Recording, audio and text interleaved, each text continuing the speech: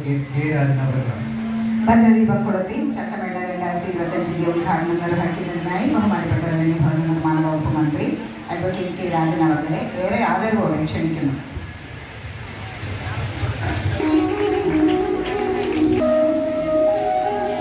അഭിമാനമായിട്ടുള്ള കാർഷിക ഗവേഷണ കേന്ദ്രത്തിൽ വെച്ച് ചേരുന്ന 2025 ചക്കമേളയുടെ ഉദ്ഘാടന ചടങ്ങിൽ അധ്യക്ഷത വഹിക്കുന്ന ബ്ലോക്ക് പഞ്ചായത്തിന്റെ പ്രസിഡന്റും ഇവിടെ രൂപീകരിക്കപ്പെട്ട സംഘാടക സമിതിയുടെ ജനറൽ കൺവീനറുമായിട്ടുള്ള പ്രിയപ്പെട്ട ശ്രീ കെ ആർ രവി, പുഴയിലോ അതിരപ്പുള്ളിയിലോ ഒന്നും പോയാൽ കാണാൻ പറ്റാത്ത വിധം കർഷകരുടെ മനസ്സിൽ ആഹ്ലാദത്തിന്റെ അവസരങ്ങൾ ഉണ്ടാക്കുന്ന വിധത്തിൽ അന്ന് മാരാക്കര ബനാന റിസർച്ച് സ്റ്റേഷൻ 93 ഇനങ്ങൾ, വിൽക്കാവുന്നതും വിൽക്കാൻ പറ്റാത്തതുമായ 93 ഇനങ്ങൾ, വിൽക്കാൻ പറ്റാത്തത് എന്നതുകൊണ്ട് ഞാൻ ഉദ്ദേശിച്ചത് ഔപചാരികമായ വിൽപ്പനയ്ക്ക് അനുവാദമില്ലാത്തതുമായ 93 ഇനങ്ങൾ ഒരു വാഴയുടെ സമൂലത്തിൽ നിന്ന് ഉണ്ടാക്കുന്നത് കാണാനും പഠിക്കാനും വണ്ടി കയറി തീവ്രവാദികളെ പേടിച്ച് ജമ്മു കാശ്മീരിലേക്ക് ഒന്നും നമ്മൾ പോകേണ്ട കാര്യമില്ല. ഈ മാരാക്കലിലെ ബനാന റിസർച്ച് ഇൻസ്റ്റിറ്റ്യൂട്ടിൽ പോയാൽ മതി. പുഷ്പലത ടീച്ചർക്ക് ഓർമ്മയുണ്ടാകും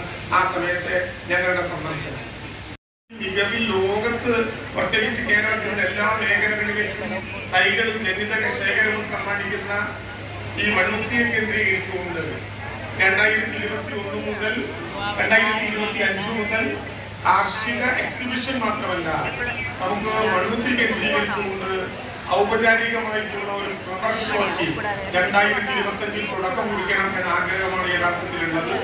പലയിടങ്ങളെയും അത്ഭുതപ്പെടുത്തുന്ന അത്തരമൊരു ഫ്ലവർ ഷോ തുടർച്ചയായി നടത്തേണ്ട, പ്രത്യേകിച്ച് നമ്മുടെ മണ്ഡലത്തിനകത്തുള്ള ഈ നഴ്സറിക്കാരായിട്ടുള്ള ആളുകൾക്ക് അവരുടെ ഉൽപ്പന്നങ്ങൾ നേരിട്ട് വിൽക്കാൻ കൂടി കഴിയാവുന്ന വിധത്തിലും നാട്ടിലെ വിവിധങ്ങളായ ആളുകൾക്ക് മണ്ണുത്തിയുടെ യാഥാർത്ഥ്യം യഥാർത്ഥത്തിൽ ബോധ്യപ്പെടുത്തുന്ന വിധത്തിലും മണ്ണുത്തിയും നാടക്കത്തറയും പാണഞ്ചേരിയും ഒക്കെ ഉൾപ്പെടുന്ന നഴ്സറികളുടെ ഈ കേന്ദ്രത്തെ പ്രോജ്വലമാക്കാൻ കഴിയുന്ന വളരെ മനോഹരമായിട്ടുള്ള ഒരു എക്സിബിഷനും ഒരു ഫ്ലവർ ഷോയും ഒരു കാർഷിക പ്രദർശനവും അതിവേഗം നമ്മൾ സംഘടിപ്പിക്കും. കാർഷിക സമൃദ്ധിയും ഈ സംഘടനകളുമെല്ലാം അതിൻ്റെ മുഖ്യ ചുമതലകൾ വഹിക്കും.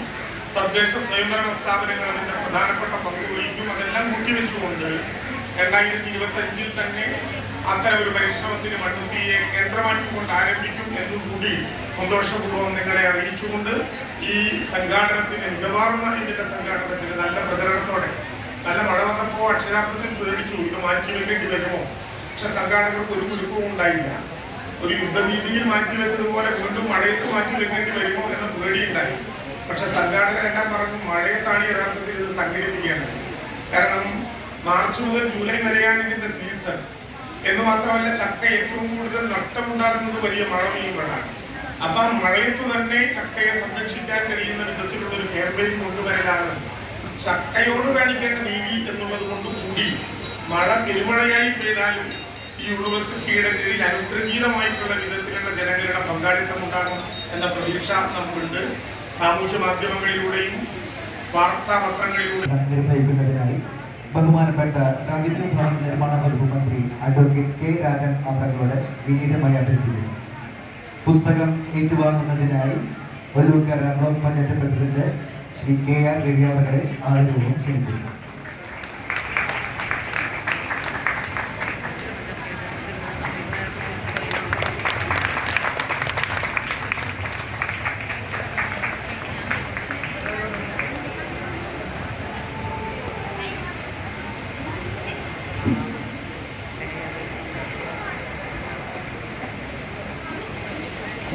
ഈ പരിപാടിയെ പറ്റി വിശദീകരിക്കുവാൻ വേണ്ടി അസോസിയേഷൻ ഓഫ് ഹോർട്ടിക്കൾച്ചർ പ്രൊഫഷണൽസിന്റെ സെക്രട്ടറിയും കേരള കാർഷിക സർവകലാശാല മുൻ രജിസ്ട്രാറുമായിരുന്ന ഡോക്ടർ പി പുഷ്പലത അവരുടെ സാദരം ക്ഷണിക്കുന്നു. മതിയായ അളവിൽ ഉപയോഗിക്കാതെ പെടുമ്പോൾ നമ്മുടെ കുട്ടികളടക്കം പോഷക മൂല്യങ്ങളുടെ കുറവ് കൊണ്ട് വളരെയധികം ബുദ്ധിമുട്ടുകൾ അനുഭവിക്കുന്ന സാഹചര്യമുണ്ട്. അപ്പം അങ്ങനെ നിൽക്കുമ്പോൾ നമ്മൾ ഇതിന് നമുക്ക് വളരെ വിലകുറവിലും സമൃദ്ധമായി ലഭിക്കുന്ന ഒരു ഫലം നാം എല്ലാവരും ഒരു ചൂണ്ടുവിരലുകൊണ്ട് ഇത് നല്ലൊരു ഫലമാണ്.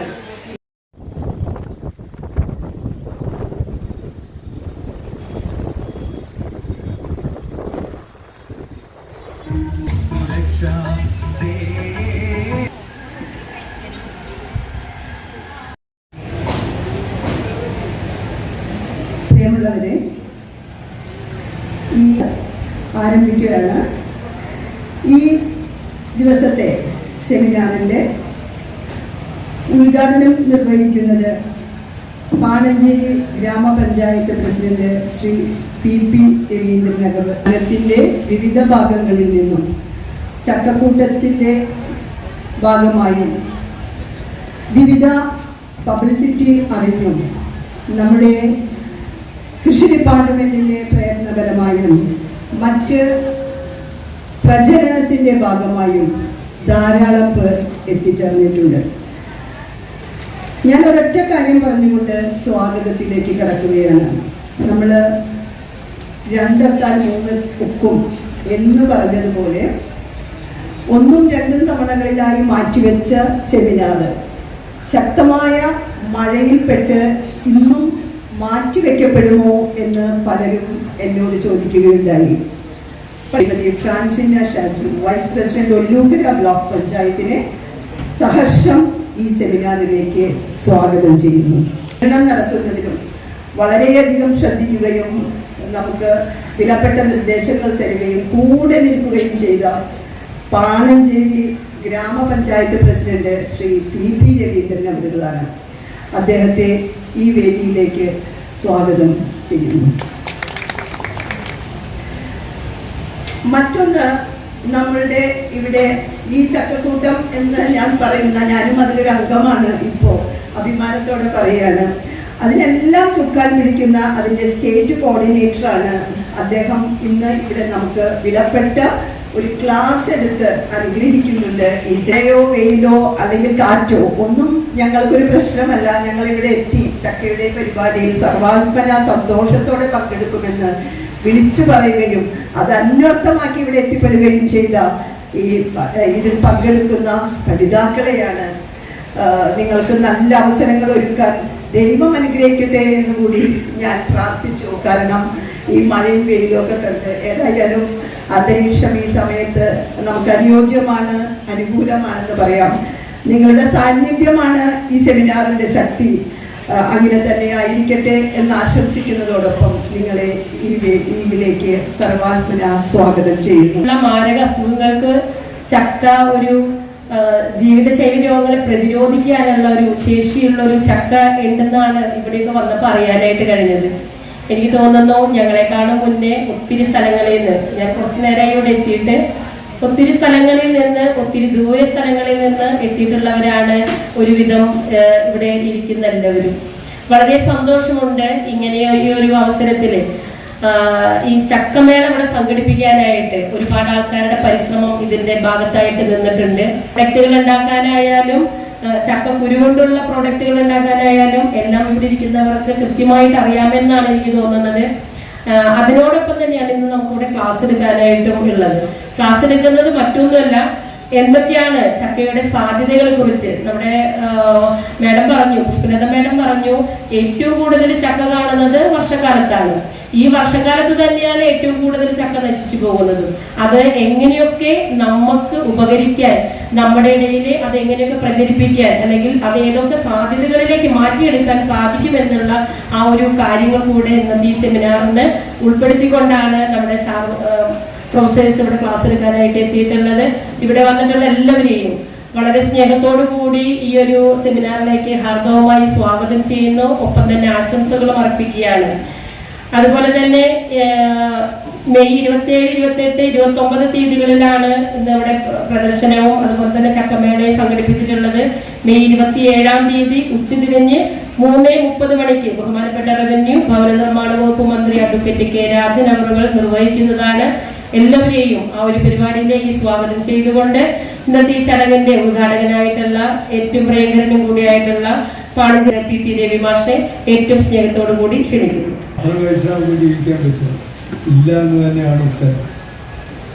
മനുഷ്യന് വിവിധ ഇനം പോഷകങ്ങൾ അടങ്ങിയ പലവിധ ഭക്ഷണം കഴിച്ചാൽ മാത്രമേ പൂർണ്ണമായിട്ടുള്ള ആരോഗ്യം, ഓപ്റ്റിമൽ ഹെൽത്ത് ഉണ്ടാവുള്ളൂ. ഞാൻ മനസ്സിലാക്കിയിട്ടുള്ളത് പോഷകങ്ങളെ പ്രധാനമായിട്ടും 2 കാറ്റഗറി ആക്കാം. പണ്ട് ഇപ്പോഴവർക്ക് അറിയില്ല, ചെറിയ ക്ലാസ്സിൽ സമീകൃത LP ക്ലാസ്സിലെ പഠിച്ച അനിൽ ജോസ് അമ്മേറ്റു സ്നേഹത്തോടു കൂടി ക്ഷണിക്കും. ബയോമെഡിക്കൽ എഞ്ചിനീയർ അറിയാലോ അല്ലേ? ഇന്ന് ഹോസ്പിറ്റലൊക്കെ പോകുമ്പോഴത്തേക്ക് നിങ്ങൾക്ക് ഒരു അസുഖവും ഇല്ലെങ്കിലും നിങ്ങൾക്ക് അസുഖം ഉണ്ടെന്ന് പറയുന്ന ആൾക്കാരുടെ പേരാണ് ഡോക്ടർമാര്. അപ്പൊ അവരെ അങ്ങനെ നുണ പറയാൻ പഠിപ്പിക്കുന്ന ആൾക്കാരാണ് ബയോമെഡിക്കൽ എഞ്ചിനീയേഴ്സ്. നിലവില് 40,000-ഓളം അംഗങ്ങളുള്ള ഒരു ഗ്രൂപ്പാണ് ചക്കക്കൂട്ട് എന്ന് പറയുന്നത്. 1400 വാട്സപ്പ് ഗ്രൂപ്പിലായിട്ട് 40,000-ഓളം അംഗങ്ങളുള്ള ഒരു ഗ്രൂപ്പാണ് ചക്കക്കൂട്ട് എന്ന് പറയുന്നത്. 941 പഞ്ചായത്ത്, 87 നഗരസഭ, 6 കോർപ്പറേഷൻ, 152 ബ്ലോക്ക് പഞ്ചായത്ത്, അവിടെ എല്ലാം ഓരോ ഗ്രൂപ്പുണ്ട്. കേരള സംസ്ഥാനത്തിന്റെ ഔദ്യോഗിക പഴം. അപ്പൊ ഇന്ത്യയുടെ ഔദ്യോഗിക പഴം ഏതായിരിക്കും? ഇന്ത്യ രാജ്യത്തിന്റെ ഔദ്യോഗിക പഴം മാങ്ങ. ഓക്കെ. ഈ ഇന്ത്യയിൽ 2 സംസ്ഥാനങ്ങളുടെ ഔദ്യോഗിക പഴമാണ് ചക്ക. ഇന്ത്യയിൽ 2 സംസ്ഥാനങ്ങളുടെ ഔദ്യോഗിക പഴമാണ് ചക്ക. ഒന്ന് കേരളം, മറ്റത് തമിഴ്നാട്. 2 ഉള്ളൂ. ഇനി ലോകത്തിലെ 2 രാജ്യങ്ങളുടെ ഔദ്യോഗിക പഴമാണ് ചക്ക. ലോകത്തിലെ 2 രാജ്യങ്ങളുടെ ഔദ്യോഗിക പഴമാണ് ചക്ക. ചക്കക്കൂട്ടുകാരെ മിണ്ടരുത് കേട്ടോ. ഒന്ന് ശ്രീലങ്ക, ബംഗ്ലാദേശ്. ശ്രീലങ്ക, ബംഗ്ലാദേശ് എന്നുള്ളതാണ് ഏറ്റവും ശരിയായ ഉത്തരം. മറ്റു പലരും അവിടെ ശ്രമിച്ചുകൊണ്ടിരിക്കുന്നുണ്ട്. ബ്രസീൽ എന്നൊക്കെ കേട്ടില്ല, അവർക്ക് ശ്രമിക്കുന്നുണ്ട്, പക്ഷെ നമ്മൾ കൊടുത്തിട്ടില്ല. കുറച്ച് കഴിയുമ്പോൾ കൊടുക്കുക അല്ലെ? ലോകത്തിലെ ഏറ്റവും വലിയ പഴം ഏതാ? ഏറ്റവും വലിയ പഴങ്ങളിൽ ഒന്ന് മരങ്ങളിലുണ്ട്. ശരിക്കും സ്പെസിഫിക് ആയിട്ടാണ് ലോകത്തില് മരങ്ങളിൽ ഉണ്ടാകുന്ന പഴങ്ങളിൽ ഏറ്റവും വലിയ പഴങ്ങളിൽ ഒന്നാണെന്ന് പറഞ്ഞാൽ മതി. ചക്ക ഒരു പഴമാണോ? ചക്ക ഒരു പഴമല്ല. ഞാനവിടെ കോളേജ് പഠിച്ച സമയത്ത് എന്റെ പ്രിൻസിപ്പൽ ഭയങ്കര തടിയുള്ളയാണ്. അപ്പൊ അദ്ദേഹത്തോട് പറഞ്ഞു, രാത്രി ഒരു പഴം കഴിച്ചാൽ മതി എന്ന് പറഞ്ഞു. മൂപ്പർ എന്ത് ചെയ്തു? വലിയ ചക്ക കൊണ്ടുവന്നിട്ട്, ചക്ക ഒരു പഴമല്ല. നിങ്ങൾ പൂക്കുല കണ്ടിട്ടില്ലേ? പൂക്കുല, പ്ലാവില് ആൺപൂക്കുലയും പെൺപൂക്കുലയും കണ്ടിട്ടില്ല. സമയത്ത് വെജിറ്റബിൾ ആയിട്ടും പഴുത്തു കഴിഞ്ഞാൽ പഴമായിട്ട് ഉപയോഗിക്കുന്ന കുറെ എണ്ണങ്ങൾ ഒന്നാണത്. ശരി. അപ്പൊ ഞാനിനി എങ്ങനെ ഈ മേഖലയിലോട്ട് വന്നു? നിങ്ങളെയൊക്കെ ഉപദ്രവിച്ചുകൊണ്ടിരുന്ന ഞാൻ, അല്ലെങ്കിൽ നിങ്ങൾക്കൊക്കെ നിങ്ങളുടെ കയ്യിലെ പൈസ, നിങ്ങളുടെ പോക്കറ്റിലെ പൈസ എങ്ങനെ ഡോക്ടർമാരെ കയ്യിലെത്തിക്കാൻ ശ്രമിച്ചുകൊണ്ടിരുന്ന ആൾ എങ്ങനെ ഈ മേഖല വന്നു എന്ന് അറിയാൻ വേണ്ടിയിട്ടാണ് നിങ്ങൾ കാണുന്നത് കുറച്ച് പടങ്ങള്. ഏത് വർഷമാണ് കേരളത്തില് ചക്കയെ ഔദ്യോഗിക പഴമാക്കിയെന്ന് അറിയാമോ? ഏത് വർഷമാണെന്ന് അറിയാമോ? 2018. 24 കഴിഞ്ഞ വർഷമല്ലേ? 2018. ആരാണ് കേരള സംസ്ഥാനത്തിലെ ഔദ്യോഗിക ചക്കയെ പ്രഖ്യാപിച്ചെന്ന് അറിയാമോ? തൃശ്ശൂർക്കാർക്ക് അറിയേണ്ടതാണ്. അന്നത്തെ കൃഷി വകുപ്പ് മന്ത്രിയായിരുന്ന അഡ്വക്കേറ്റ് VS സുനിൽകുമാർ സാറാണ് 2018 ചക്കയെ ഔദ്യോഗിക പഴമായിട്ട് പ്രഖ്യാപിക്കുന്നത്.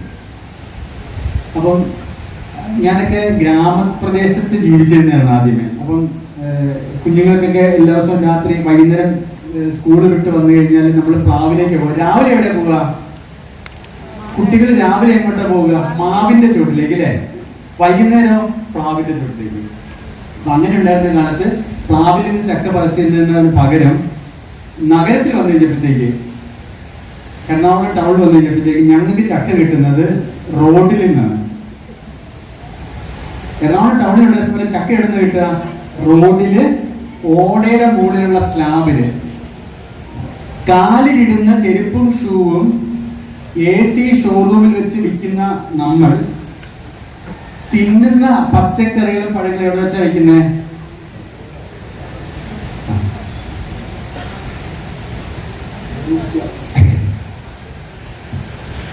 ചെരുപ്പും ഷൂവും AC ഷോറൂമിൽ വെച്ച് വിൽക്കുന്ന നമ്മൾ തിന്നുന്ന പച്ചക്കറികൾ, ചീര അല്ലേ, എവിടെ വെച്ചാ വെക്കുന്നത്? റോഡ് സൈഡിലുള്ള ഓടയുടെ മുകളിലുള്ള സ്ലാബിൽ വെച്ചിട്ട്. അപ്പൊ ചക്കനെ ഈ നഗരത്തിനുള്ളിലുള്ള സ്ലാബിലേക്ക് കയറ്റത്തില്ല. എന്താ കാരണം? അതിന് വിളഞ്ഞീരുണ്ട്. അപ്പം മെയിൻ സെന്ററിൽ നിന്ന് കുറച്ച് മാറി പൊട്ടിയ ഓടയുള്ള സ്ഥലത്തെ വെക്കുള്ളൂ. കാരണം എന്താ? ഈ വെള്ളത്തിലേക്ക് പോകാൻ വേണ്ടി. അതിൽ നിന്ന് മാറ്റം വരുത്താൻ വേണ്ടി 2018 എറണാകുളത്തുള്ള ചക്ക കൊതിയന്മാരും കൊതിച്ചുമാരും ചേർന്ന് ഉണ്ടാക്കിയതാണ് ചക്കക്കൂട്ടം. 2018 ചെയ്യാൻ പറ്റിയില്ല. ആ സമയത്ത് നമ്മൾ പേഴ്സണലി ഒരു കാറിൽ കൊള്ളാവുന്ന ആൾക്കാർ പോകുന്നു, ചക്ക ഉണ്ടാക്കുന്നു, ഇതിന്റെ ഗ്രൂപ്പിലിടും. ഇന്ന ദിവസം ചക്ക പറിക്കാൻ പോയിട്ടുണ്ട്, ആർക്കെങ്കിലും ചക്ക വേണമെന്ന് ചോദിക്കും. വേണം എന്ന് പറഞ്ഞാൽ എല്ലാ വീട്ടിലും നമ്മൾ സൗജന്യമായിട്ട് ചക്ക കൊണ്ട് കൊടുക്കുമായിരുന്നു. അങ്ങനെയാണ് 21 നമ്മൾ കുറേ പേര് കൂടി നമ്മൾ ഇങ്ങനെ ചെയ്തൊന്നും കാര്യമില്ല. ഈ നമുക്ക് ഈ ചക്ക ഒരു വർഷത്തിൽ എത്ര മാസം കിട്ടുക? ഒരു 3 മാസം ശരിക്കും കിട്ടും. അതിന് മുമ്പും പിമ്പും ഓരോ മാസം കുറേശ്ശേയും കിട്ടും. അപ്പൊ സീസൺ 3 മാസവും ഒരു സെമി സീസൺ 2 മാസവും എന്ന് പറയാം. ഈ 5 മാസം ഞാൻ ചക്ക കിട്ടത്തേ ഇല്ല. ഇപ്പം അങ്ങനെയല്ല കേട്ടോ, ഞാൻ 2018 കാര്യമാണ് പറയുന്നത്. അല്ലെങ്കിൽ ഡ്രൈ ചെയ്തിട്ട് വെക്കുക, ഒന്നിൽ വെയിലത്ത് വെച്ച് ഉണക്കാം, അല്ലെങ്കിൽ ഡ്രയർ വെച്ച് ഉണക്കാം, അല്ലെങ്കിൽ മൂല്യവർദ്ധ ഉൽപ്പന്നമാക്കി വെക്കാം. ക്ലിയർ ആയല്ലോ? ഇങ്ങനെ ചെയ്യണമെങ്കിൽ നമ്മൾ വീടുകളിൽ ചെയ്യാൻ അത്ര പ്രായോഗികമല്ല. മഴ വെയിൽ മാത്രം നോക്കി നമുക്ക് ഉണക്കാൻ പറ്റുമോ? കാരണം നേരത്തെ പറഞ്ഞാൽ ചക്ക ഇങ്ങനെ ആയി വരുന്ന സമയത്തായിരിക്കും മഴ വരും. അതുപോലെ എപ്പോഴും നോക്കിയിരിക്കാൻ പറ്റില്ല, ഫുൾ ടൈം അവിടെ നിൽക്കേണ്ടി വരും, രാത്രിയിൽ എടുത്ത് വെക്കേണ്ടി വരും, രാത്രി തണുത്തു. അപ്പോൾ അതിനൊക്കെ ഡ്രയർ പോലെ സമയമാണ്. അപ്പോൾ നമ്മൾ എന്താ ചെയ്യുന്നത് വെച്ച് കഴിഞ്ഞാൽ ഈ ഗ്രൂപ്പിൽ നമ്മൾ മെസ്സേജ് ഇട്ടു, നമുക്കൊരു സംവിധാനം ഉണ്ടാക്കണം, ഒരു കമ്പനി ഉണ്ടാക്കണം, ചക്ക കളക്ട് ചെയ്ത് അതിൽ നിന്ന് ഉൽപ്പന്നങ്ങൾ ഉണ്ടാക്കി അതിനെ സംരക്ഷിക്കാൻ പറ്റുന്ന ഒരു കമ്പനി ഉണ്ടാക്കുന്ന ഗ്രൂപ്പിൽ മെസ്സേജ്. ഗ്രൂപ്പിൽ കുറേ ആൾക്കാരും കൂടി ഒരുമിച്ച് ചേർന്നിട്ട് ഒരു കമ്പനി ഉണ്ടാക്കി. അപ്പോൾ കമ്പനിയുടെ പേര് ചക്കക്കൂട്ടം ഇന്റർനാഷണൽ പ്രൈവറ്റ് ലിമിറ്റഡ് എന്നായിരുന്നു. അപ്പോൾ അതിനെക്കുറിച്ച് മീഡിയയിൽ വന്ന കുറേ വാർത്തകളാണ്. ഇങ്ങനെയൊക്കെ ചെയ്തു, ഒരു വാട്സാപ്പ് ഗ്രൂപ്പിൽ നിന്ന് കമ്പനി ഉണ്ടായി, ജനാധിപത്യപരമായ രീതിയിൽ മെസ്സേജ് ഇട്ട് വന്നിട്ട് താല്പര്യമുള്ളവർ കോൺടാക്ട് ചെയ്തു. എന്നിട്ട് 7 പേര് ഫൈനലി ഡിസൈഡ് ചെയ്തു, we will form A company which will promote, which will collect, promote Jack. നമുക്ക് 5 ആയിട്ട് തിരിക്കാം. 1 ഇടിച്ചക്ക, 2ാമത്തെ ഇടിയൻ ചക്ക, 3ാമത്തെ കൊത്തൻ ചക്ക, 4ാമത്തത് മൂത്ത ചക്ക, 5ാമത്തെ പഴുത്ത ചക്ക. സാധാരണ നമ്മൾ ചക്കയെ കൂടച്ചക്ക, വരിക്കച്ചക്ക എന്നൊക്കെ നമ്മൾ പ്രധാനമായിട്ട് ഡിവൈഡ് ചെയ്യും അല്ലേ? ഇങ്ങനെ നമുക്ക് തിരിക്കാൻ പറ്റും ഏത് ചക്കയിലും. ഇതിനകത്ത് ഈ മൂക്കുന്നത് വരെ എല്ലാം ഒരുപോലെയാണ്. കൂടച്ചക്കയാണെങ്കിൽ കൂടച്ചക്കയ്ക്ക് ചില നാട്ടിൽ പഴഞ്ചക്ക എന്ന് പറയാം, ഒരുപോലെയാണ്. ഇടിച്ചക്ക, ഇടിയൻ ചക്ക, കൊത്തൻ ചക്ക, മൂത്ത ചക്ക. മൂത്ത് കഴിഞ്ഞു കഴിഞ്ഞാൽ പിന്നെ പതുക്കെ അവർ 2ആയിട്ട് തിരിയും, പഴഞ്ചക്കയും വരിക്കച്ചക്കയായിട്ട് തിരിയും. അപ്പം കൃത്യമായിട്ട് നമുക്ക് തിരിച്ചറിയാൻ പറ്റത്തില്ല ഏത് പാകത്തിലുള്ള ചക്കയാണ് നമുക്ക് ഇടേണ്ടതെന്ന് അറിയാൻ പറ്റത്തില്ല. പിന്നെ നമ്മൾ മോളിൽ നിൽക്കുന്ന സമയത്ത് എത്ര പേർക്ക് മരം കയറിയപ്പോൾ പറിക്കാൻ പറ്റും, അതൊരു കോംപ്ലിക്കേഷൻ. ഈ താഴെ വന്ന് നമ്മൾ മുറിച്ച് വിചാരിക്കുക, ഒരു 10 കിലോയുള്ള ഒരു നാടൻ ചക്ക എന്ന് വിചാരിക്കുക, 10 കിലോയുള്ള നാടൻ ചക്ക. ആ നാടൻ ചക്ക മുറിച്ച് കഴിഞ്ഞാൽ അതിനകത്ത് ചുളയും കുരുവും വേർതിരിച്ച ചുള എത്ര കിലോ ഉണ്ടാകും, കുരു എത്ര കിലോ ഉണ്ടാകും? ആവറേജ് ആണ് അത് 2.4 കിലോ വരെ കിട്ടിയിട്ടുണ്ട്. വളരെ റേറായിട്ട് ഇതിനെ കുറിച്ചല്ല, 2.4 വരെ കിട്ടും. ചില സമയത്ത് 1.25 കിലോ കുരു കിട്ടും. ഇത് 10 കിലോ ഉള്ളതിനകത്ത് 20% നമുക്ക് ചുള കിട്ടും. ഇത് 17% അല്ലെങ്കിൽ 18% കുരു കിട്ടും. ഇതിനേക്കാളും കൂടുതൽ വേസ്റ്റ് ഉള്ള ഒരു പഴം കൂടിയുണ്ട്. ചുള മാത്രം എടുക്കുകയാണെങ്കിൽ 20% ഉള്ളൂ, 2 കിലോ 10 കിലോയില്. ഇതിനേക്കാളും കൂടുതൽ വേസ്റ്റ് ഉള്ള ഒരു പഴം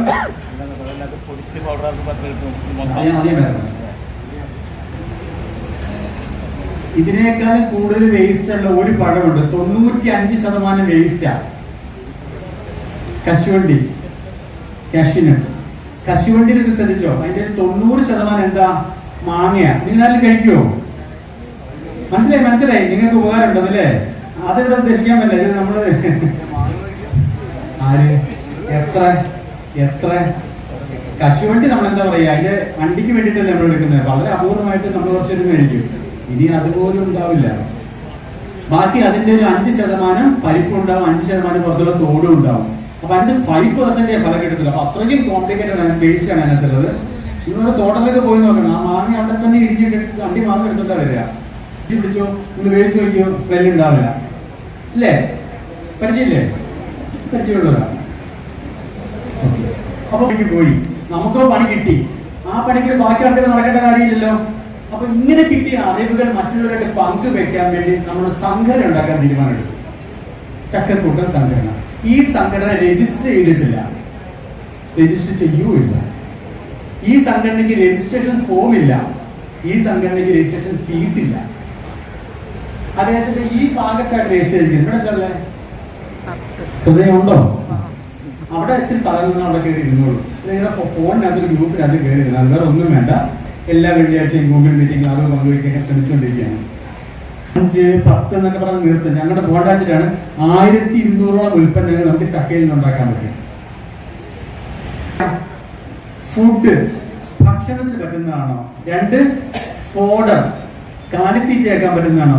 3 ഫെർട്ടിലൈസർ വളമാക്കാൻ പറ്റുന്നതാണോ? 4 ഫർണിച്ചർ മരം ഉരുപ്പടിയാക്കാൻ പറ്റുന്നതാണോ? 5 ഇന്ധനം ഫ്യൂവൽ ആക്കാൻ പറ്റുന്നതാണ്. ഈ 5 നോക്കിയിട്ടാണ് നടത്തിയത്. അപ്പൊ ഏതാ നമുക്ക് നടാൻ പറ്റുക? പ്ലാവ്, മാവ്, തെങ്ങൊക്കെ നമുക്ക് നടാം അല്ലെ? നമ്മൾ വീണ്ടും ചക്കയിലോട്ട് തിരിച്ചു വരികയാണ്. പ്ലാവിന്റെ കാര്യം മനസ്സിലായല്ലോ.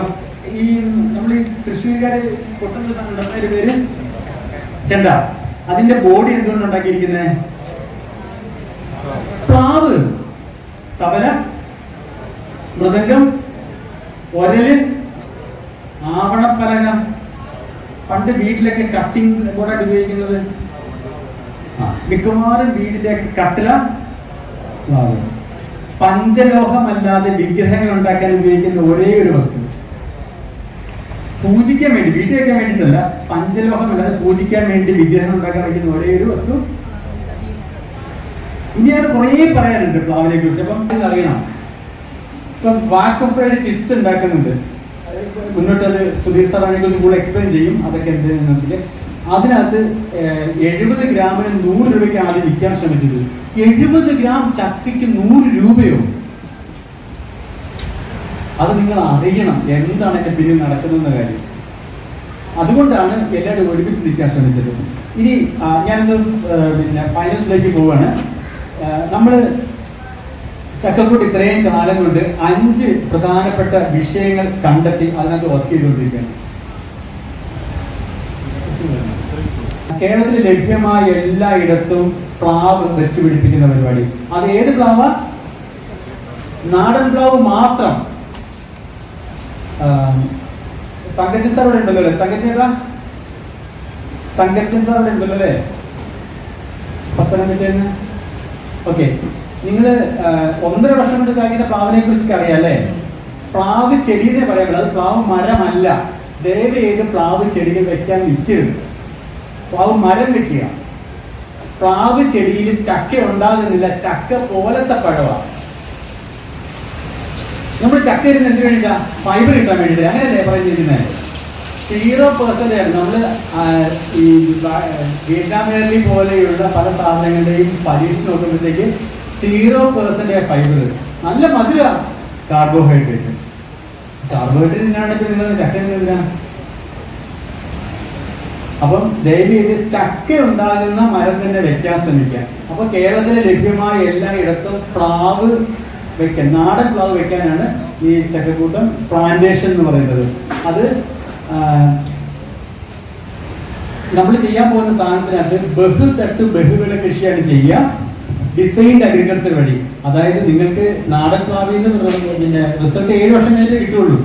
പക്ഷേ 4ാമത്തെ മാസം മുതൽ നിങ്ങൾക്ക് റിസൾട്ട് കിട്ടുന്ന ബഹുതട്ട് ബഹുവിള കൃഷിയായിരിക്കും ചെയ്യുക. ഈ കൃഷി രീതി അനുവർത്തിച്ചു കഴിഞ്ഞാൽ നിങ്ങൾക്ക് എല്ലാ മാസവും ഇതിന് വരുമാനം കിട്ടിക്കൊണ്ടിരിക്കും. തന്നെയല്ല, അവിടെ ചെയ്തിരിക്കുന്ന സിസ്റ്റം കോണ്ടൂർ ബണ്ടിങ് എന്ന് പറയുന്ന സിസ്റ്റം വെച്ചിട്ടാണ് നമ്മളവിടെ കാര്യങ്ങൾ ചെയ്തിട്ടുണ്ടാവുക. നിങ്ങളുടെ പറമ്പിൽ പെയ്ത ഒരു തുള്ളി വെള്ളം പോലും പുറത്തു പോകില്ല. അതവിടെ തന്നെ താഴും. നിങ്ങളുടെ ഗ്രൗണ്ട് വാട്ടർ ലെവൽ ഇംപ്രൂവ് ചെയ്യും. ഓട്ടോമാറ്റിക്കായിട്ട് നിങ്ങളുടെ സ്ഥലത്തിന് ഓർഗാനിക് സർട്ടിഫിക്കേഷൻ കിട്ടുകയും ചെയ്യും. അങ്ങനെയുള്ളതാണ് ചക്കക്കൂട്ടം ഫാമിംഗ് പ്രൊജക്ട് എന്ന് പറയുന്നത്. അതിനകത്ത് അവിടെ താമസിച്ച് പഠിക്കാം. മിനിമം 20 ഐറ്റം ഉണ്ടാക്കാൻ പഠിപ്പിക്കും. നിങ്ങൾക്ക് നിങ്ങളുടെ വീട്ടിൽ ഒരു മെഷീനും ഇല്ലാതെ വീട്ടിൽ തന്നെ ഉണ്ടാക്കാൻ പറ്റുന്നത് തന്നെയാണ് പഠിപ്പിക്കുക. നിങ്ങൾക്ക് വീട്ടിലുണ്ടാക്കാം. ആ കോഴ്സിന്റെ പ്രത്യേകത നിങ്ങൾ തന്നെ ഉണ്ടാക്കണം. ടീച്ചർ ഉണ്ടാക്കി തരില്ല. സാധാരണ കോഴ്സ് ചെയ്യുമ്പോഴത്തേക്ക് നമ്മൾ ടീച്ചർ ഉണ്ടാക്കി നമ്മൾ കണ്ടുകൊണ്ടിരിക്കും. ഇതിനൊരു ടീച്ചർ എല്ലാം ഉണ്ടാക്കാൻ നിങ്ങൾ തന്നെ ഉണ്ടാക്കണം, നിങ്ങൾ തന്നെ തിന്നണം. അവിടെ നിങ്ങൾ തിന്നു കൊടുക്കുകയും വേണം. അതാണ് കോഴ്സ്. അത് എല്ലാ മാസവും ഒരു കോഴ്സ് ഉണ്ട്. 3ാമത്തേത് വെഞ്ചർ ക്യാപിറ്റൽ കമ്പനി. കേരളത്തിലെ ഭക്ഷ്യ സംസ്കരണ മേഖലയിൽ പണം ഇൻവെസ്റ്റ് ചെയ്യാൻ താല്പര്യമുള്ള എല്ലാവരും ഒരുമിച്ച് ചേർത്തുണ്ടാക്കുന്നതാണ് venture capital company. Venture capital കമ്പനിയുടെ ഗുണം എന്ന് വെച്ച് കഴിഞ്ഞാൽ നിങ്ങൾക്ക് ഓരോ കമ്പനിയുടെ അന്വേഷണം നടക്കേണ്ട കാര്യമില്ല. എവിടെയാണ് നല്ല കമ്പനി, ഏതാണ് നല്ല കമ്പനി അന്വേഷിച്ച് നടക്കേണ്ട. അത് ചക്കവട്ടം വെഞ്ചർ ക്യാപിറ്റൽ കമ്പനി വിളിച്ചോളൂ. അതേപോലെ തന്നെ ഒരു സംരംഭകനും പണം അന്വേഷിച്ച് ബാങ്കിൻ്റെ പിന്നാലെ നടക്കേണ്ടതില്ല. സാധാരണ സംരംഭരായിരിക്കുന്ന ആൾക്കാർ മറ്റുള്ള ബാങ്കിന് പുറകെ നടന്ന് പണം കിട്ടാൻ വേണ്ടി അന്വേഷിച്ച് നടക്കാണ്. ഇത് അതിന് ആവശ്യം വരത്തില്ല. പൈസ കിട്ടും, മാസാമാസം അടയ്ക്കേണ്ട. വർഷത്തിൽ ഒരിക്കൽ നിങ്ങൾ ലാഭവിഹിതം കൊടുത്താൽ മതി. 3 വർഷം കൂടുമ്പോഴത്തേക്ക് കഴിഞ്ഞ മുതൽ തിരിച്ചു കൊടുത്താൽ മതി. സംരംഭം ഉണ്ടായി വന്നാൽ മാത്രമേ കേരളത്തിൽ ഭക്ഷ്യസുരക്ഷ ഉണ്ടായി വരിക. അതാണ് 3ാമത്തെ ആക്ടിവിറ്റി. 4ാമത്തെ ആക്ടിവിറ്റി എന്ന് പറയുന്നത് എക്സ്പീരിയൻസ് സെൻ്ററാണ്. 12 മാസവും ചക്ക തിന്നാൻ പറ്റണം. ചക്ക അരിഞ്ഞത്, ചക്ക ഉണക്കിയത്, ചക്ക പുഴുക്ക്, ചക്കപ്പഴം, അങ്ങനെ എല്ലാം കിട്ടുന്ന സ്പേസാണ് ചക്കയുടെ എക്സ്പീരിയൻസ് സെൻ്റർ. നമുക്ക് എല്ലായിടത്തും ഉണ്ടാക്കാൻ പറ്റും. കേരളത്തിൻ്റെ ഔദ്യോഗിക പഠനം ചക്ക എന്ന് പറഞ്ഞിട്ട് നമുക്ക് 3 മാസം കിട്ടുന്നത്. ഇവിടെ വരുന്ന എല്ലാവർക്കും എപ്പോഴും കൊടുക്കാൻ പറ്റണം. അതിനുവേണ്ടിയാണ് എക്സ്പീരിയൻസ് സെൻ്റർ. ഇതൊക്കെ ചെയ്യണമെങ്കിൽ ഒറ്റ കാര്യം വേണം, പ്രീ പ്രോസസ്സിംഗ് യൂണിറ്റ്. ഈ 3 മാസം ഉണ്ടാകുന്ന ചക്ക കേൾക്കാമല്ലോ, കേൾക്കാം. ഈ 3 മാസം ഉണ്ടാകുന്ന ചക്ക ഈ മഴ പോലെ വീഴുന്നു. അത് ഓൾറെഡി അറബിക്കടലിൽ പോകുന്നു. ബാക്കി മാസം ഒരു അന്വേഷണം നടക്കുന്നു. നമ്മൾ ഓരോ നാട്ടിലും ഉണ്ടാകുന്ന ചക്ക അവിടെ തന്നെ ആ നാട്ടിലെ ആൾക്കാർക്ക് തൊഴിൽ കൊടുത്ത് ആ നാട്ടിൽ തന്നെ പ്രോസസ്സ് ചെയ്ത് ആ നാട്ടിൽ തന്നെ സൂക്ഷിക്കാനുള്ള സംവിധാനം വേണം. അവിടുത്തെ ആൾക്കാർക്കും അത് കിട്ടാൻ വേണം, വരുന്നവർക്കും കിട്ടാൻ വേണം.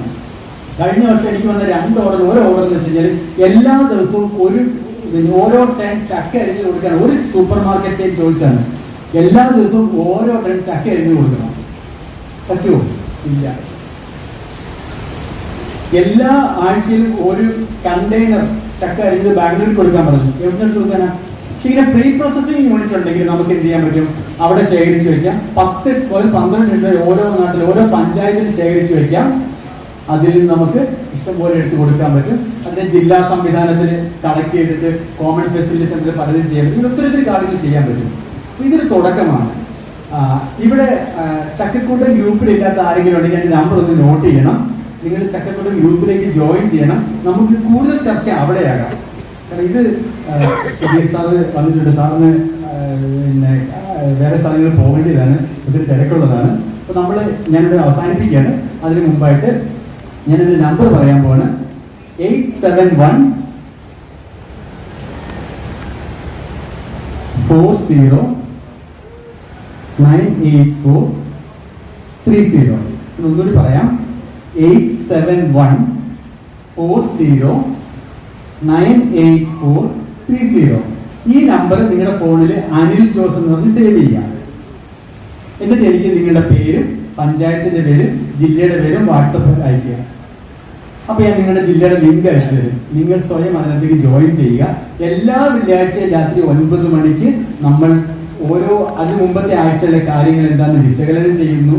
അടുത്തൊരാഴ്ചത്തെ കാര്യങ്ങൾ പ്ലാൻ ചെയ്യുന്നു. അതേപോലെ അറിവുകൾ പങ്കുവയ്ക്കുന്നു. ഇത്രയും കാര്യങ്ങളെല്ലാം ചെയ്യും. ധാരാളം കാര്യങ്ങൾ നമുക്ക് പറയാനുണ്ട്. ഞാനീ പറഞ്ഞ ഒരറിവും എൻ്റെ വ്യക്തിപരമായ അറിവല്ല. കുറെ ഞാൻ സുധീർ സാറിന്റെ ക്ലാസ്സിൽ നിന്ന് മോഷ്ടിച്ചതാണ്, സംഘടിപ്പിച്ചതാണ്. അങ്ങനെ ഒത്തിരി ആൾക്കാരിൽ നിന്ന് കളക്ട് ചെയ്തതാണ്. എൻ്റെ പണി തേനീച്ചയെ പോലെ ഈ കിട്ടുന്ന അറിവുകൾ മറ്റുള്ളവർക്ക് എത്തിക്കുക എന്ന് പറയുന്ന പരിപാടിയാണ്. ഒത്തിരി കാര്യങ്ങൾ നമുക്ക് പങ്കുവെക്കാം. എന്തെങ്കിലും പെട്ടെന്ന് ചോദിക്കാൻ നമുക്ക് സാറിന് ഹാൻഡ് ഓവർ ചെയ്യാം.